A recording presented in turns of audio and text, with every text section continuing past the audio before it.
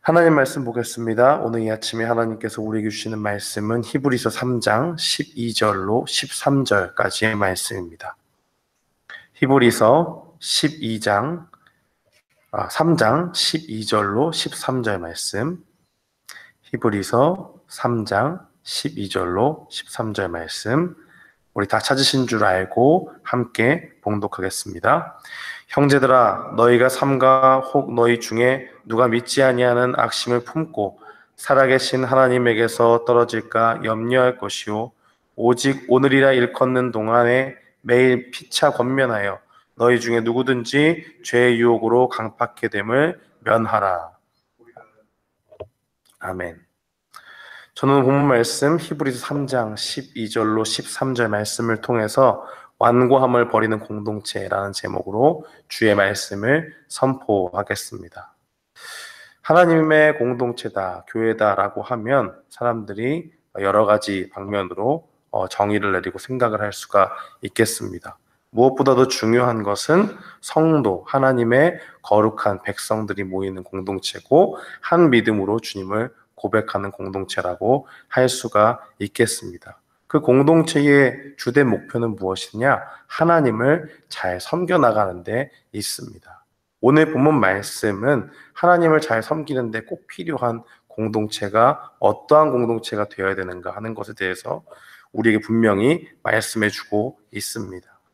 이 히브리서 3장 1절부터 6절까지는 히브리서 기자가 예수님을 깊이 생각하라라고 그렇게 말씀하면서 7절 이하부터 13절까지에 이르러서는 하나님을 노하게 하지 말라라고 그렇게 증거하고 있습니다. 그 가운데 오늘 본문에서는 교회 공동체가 어떠한 공동체가 이 세상 가운데 되어야 하는지 우리에게 분명히 증거하고 있습니다. 이 본문 12절로 13절 살펴보면 교회 공동체는 어떠한 공동체가 되어야 하겠습니까? 첫 번째로 살펴볼 것은 교회 공동체는 완고함을 버리는 공동체가 되어야 됩니다. 쉬운 말로 이야기하면 불신앙에서 떠나는 공동체가 되어야 된다는 것입니다. 15절 말씀에 보니까 너희 중에 누구든지 죄의 유혹으로 강팍해 됨을 면하라라고 그렇게 증거하고 있습니다. 이 강팍해 됨을 면한다라는 것은 완고함을 버리는 것이고 불신앙에서 떠나는 것을 이야기합니다. 이 이스라엘 백성들이 40년 동안의 광야 인생을 살면서 하나님의 공급하시는 손길을 분명히 경험했던 것을 우리는 구약 성경을 통해 확인할 수 있습니다. 하나님께서는 먹을 것이 없을 때에 만나와 메추라기를 통해서 그의 백성들을 돌보시고 공급하셨던 것을 우리는 봅니다. 또 더울 때는 구름 기둥으로 시원한 그늘을 베푸셔서 그 백성들이 광야에서 생활하는데 부족함이 없도록 이끄셨고, 추울 때는 불 기둥을 보내주셔서 이스라엘 백성들에게 따뜻하게 있을 수 있도록, 그렇게 또 어두움 가운데서 잘 길을 나아갈 수 있도록 환하게 밝게 비춰주셨던 것을 우리는 분명히 보게 됩니다. 그런데 이 광야에서 이러한 은혜를 입은 하나님의 백성들이 하나님께 어떻게 반응했느냐 하는 것을 보면 참 아이러니가 아닐 수 없습니다. 그들은 애굽의 노예 생활을 그리워하면서 노예로 있을 때는 우리가 굶어 죽지 않았다라고 하면서 음식이 없을 때 막 불평하고 하나님께 원망하는 모습을 봅니다. 물이 또 없거나 또 항상 먹을 것이 없을 때, 떨어질 때마다 그들은 하나님의 인도하심을 의심했고 하나님께서 그들 가운데 어떻게 역사하셨는지는 생각하지 않았습니다.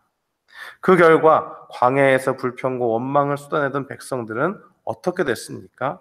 10절과 11절 말씀을 보면 그러므로 내가 이 세대를 노하여 가로되 저희가 항상 마음이 미혹되어 내 길을 알지 못하는도다 하였고 내가 노하여 맹세한 바와 같이 저희는 내 안식에 들어오지 못하리라 하셨다 하였으니 라고 그렇게 증거합니다.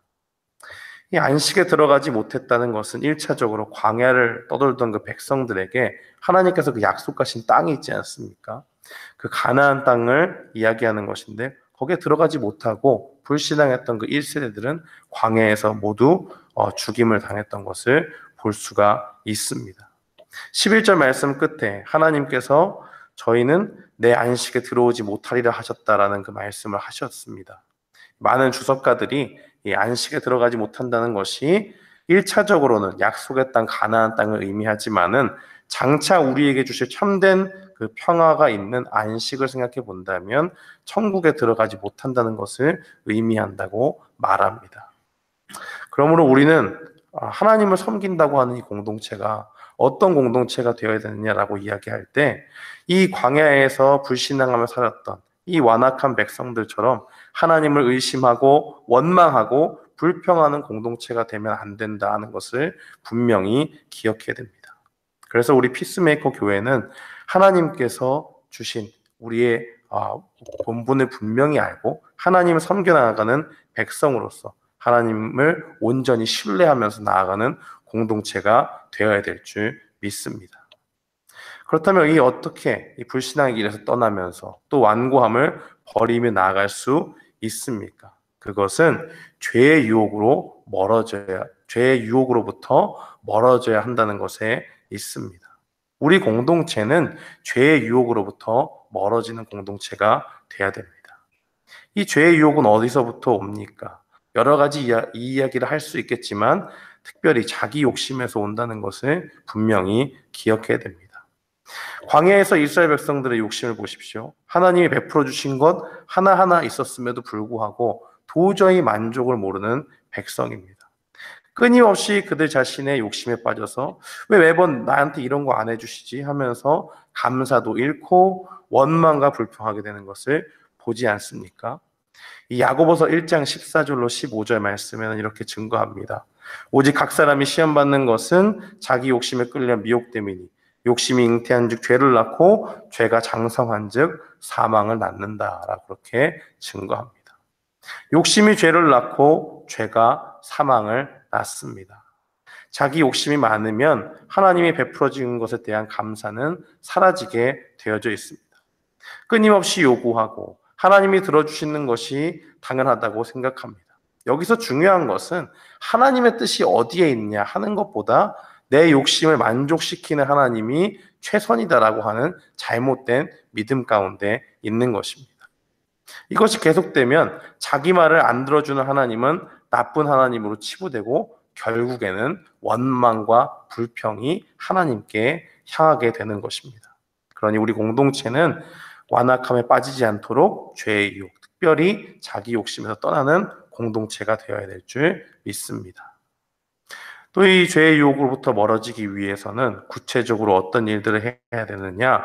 우리가 두 가지를 기억해야 되는데 첫 번째는 나 혼자가 아니라 공동체 모두가 서로의 영혼을 돌봐야 한다는데 중요한 포인트가 있습니다.